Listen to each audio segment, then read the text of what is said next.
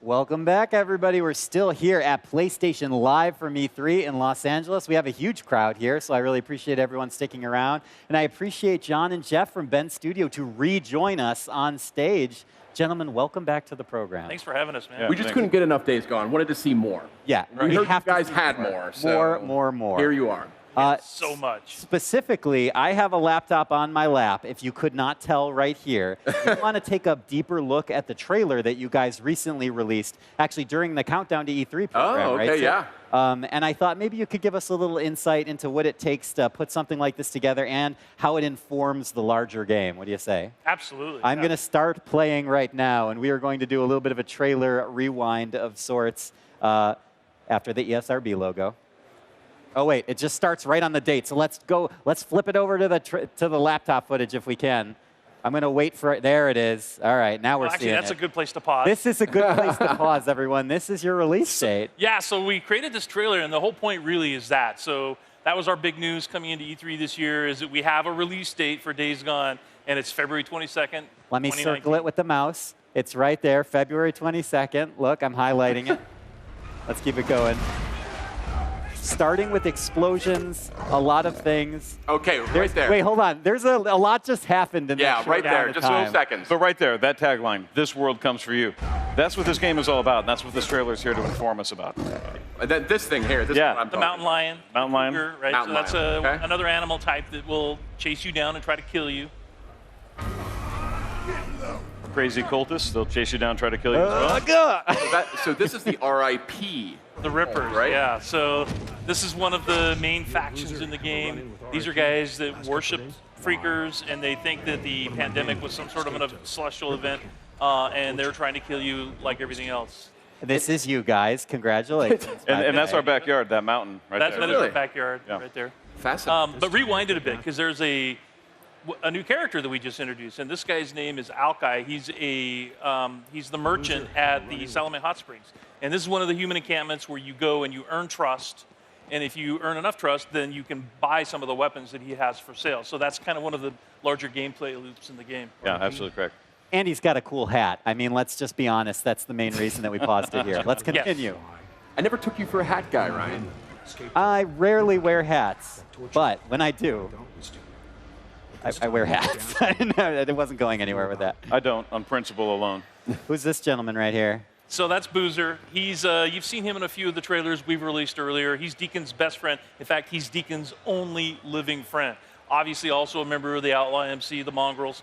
And the two of these guys are more than brothers. They're because they share that brotherhood. So that's one of the reasons we chose the backstory of having them be outlaw bikers, is because it's not about the violence and the crime, although Deacon is really good with a baseball bat. It's about the brotherhood between these two men. I love the shot. This is just really cool. So good. I mean, how long does it take? I don't know if you can give us a lot of detail, but how long does it take you guys to put a trailer like this together? Because you're getting these little samples, these vignettes from throughout the game, right? And there's so much going on in a trailer like this. We have a full-time videographer in the studio, and I don't remember the exact date he started working on this, but it was at least a month ago, a couple of months ago. I mean, it just takes a lot of time because we go through multiple versions, multiple iterations. Shots come and go. We put shots in. We're like, that doesn't really work. And then we have a message we're trying to communicate. In this case, it's the world comes for you. You get shot off your bike. Okay, yeah. So I want to talk about this. So these kind of experiences, getting shot off of your bike, having one of the freaker dogs pull you off your bike, those are sort of emergent things that can happen at any time, right? That's correct. And it's what we feel is the tone of Days Gone. In E3, I think last year we showed the clothesline ambush. I mean, this is a world that not only comes for you, it's actively trying to kill you constantly and take all your stuff. And you don't know which combination of threats you're going to face at any given time. It's where they occur and when depends on where you are and how you've been playing so far, but it'll be different for everybody. And it was super important that we come up with, and we spent a lot of time coming up with these ideas for how to get the player off his bike. Because it's an open world game. The bike is your main form of transportation. You're riding the broken road. We wanted to make it dangerous, right? So you have creatures that can run as fast as you and knock you off your bike. You got the clotheslining, you got the sniper ambush events, and there's more. Let's continue on. I went There's back. still a lot more to get to. Got to move that mouse. This is one of the encampments I mentioned earlier. So this is Copeland's camp. This is the camp where you can go to upgrade your bike. It's fun. And this is something I thought, and this is a shot that I thought was super important for this trailer. If you back it up, back it up. You can see Deacon freeing a hostage, right? So it's so there's a lot of talk about Deacon St. John is kind of an anti-hero, and I just want to make it really clear. No, he's a hero. He's got this background that makes him able to survive and that makes him thrive in an environment where there is no law. But on the other hand, he's not a monster. He cares about people. He's a tough guy, but he's not a bad guy. And he will help people. Sid, hold on. This is kind of what I look like in the morning. Just a rough approximation here. This is one of our unit types, the Screamer. What's really cool about her is she brings in a horde. Whatever pitch, whatever frequency she's working on. When she does that, you know that there's going to be a small horde coming by really soon. So it's really terrifying. Check out, by the way, you're going toe-to-toe with this bear right here in a race. This is amazing. I love how dynamic this is and how much is going on in the visuals at one time. And you can actually see this happen in the world. So again, it's a system where all these enemy types live in the world together. You've got bears that are out there. You've got freakers that are out there. The bears will run just the same as you if they take enough damage. What's that old saying? You don't have to be faster than the horde. You have to be faster than the bear. Or you have to be faster than the guy behind you running from the bear. So were they chasing the bear? They were chasing the bear. Yes. In this world, everything eats everything. Okay, got it. Look at this. This game looks like a nightmare for me. There's so much going on, so much constant danger for Deacon. Yeah, so Ravens. This is a great shot, by the way. I love them hitting the windowsill like this, or the window shield. So these are freaker Ravens. Yeah. Yes.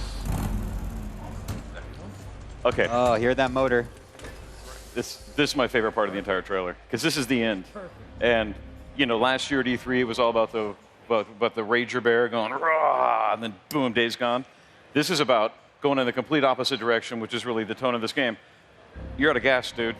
It's the most counterintuitive thing you can do. It's a very quiet moment. It's a very quiet moment. It's very small. But what it means and what it foretells is, dude, you got to go somewhere and you got to find gas, and it's going to get deadly fast. It's just my favorite moment of this entire trailer. It really is, and I think it's kind of one of the things that's unique to us. It's like you do have to take care of your bike. It can break down. You have to refuel it. And if you don't, and this happens, it's a quiet moment, but trust me, when it happens in game, it's scary. Yeah. Because you're going to go out on foot now, and you're going to find gas. You're going to have to bring it back, and who knows what's going to happen in the meantime. Now, on the bright side, in town, I had a chance to play this game a few weeks ago. Loved what I played. I only got to play a little bit of it, but I noticed that there were a ton of ways to upgrade your bike. Absolutely. And one of those was a much larger fuel tank. As a matter of fact, multiple sizes of fuel tanks going up to quite capacious. Quite capacious, yes. And fuel efficiency is another one, too. So the parts you buy, a better engine might take more gas, but there's ways where it's going to be more durable. But other parts are going to improve the fuel efficiency. So, it's not just the size of the gas tank, but it's how there's some parts in it that can lead to a bike of a build where you're not worrying about gas as frequently, but you got to work a lot to get there. Yep, indeed. Gentlemen, before I let you go, maybe final message or the thing that is most important for you guys to communicate about the hard work that you're doing in Ben's studio.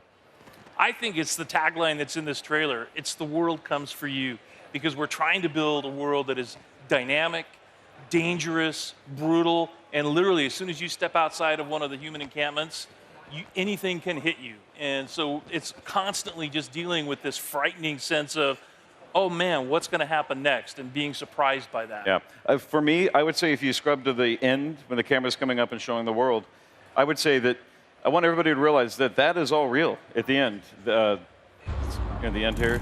And it's a fully explorable open world with all kinds of dangers lurking for you. And it's not just a game about freakers. I mean, this is in this trailer alone, we've shown you all the wildlife. We've shown you the infected wildlife. We've shown you the crazy humans, the cultists and the marauders. All these people are trying to knock you off your bike, kill you, take your stuff, and so are the animals. So it's much more than just freakers, and it's a big open world that constantly comes for you. And I think that's what this trailer does, and this final shot really kind of echoes. And you can see the ravens, if you squint, circling ominously in the background there. Right here. Outstanding, guys. Thank you for providing so much context and detail around the new look at Days Gone. All right, thank you. John and Jeff from Ben's studio. Gentlemen, thank you so much for joining us again. Thanks for having us. Appreciate it. We're going to have you come back maybe 12 more times during the course of this program. I hope that's okay. We're here. Fine by me.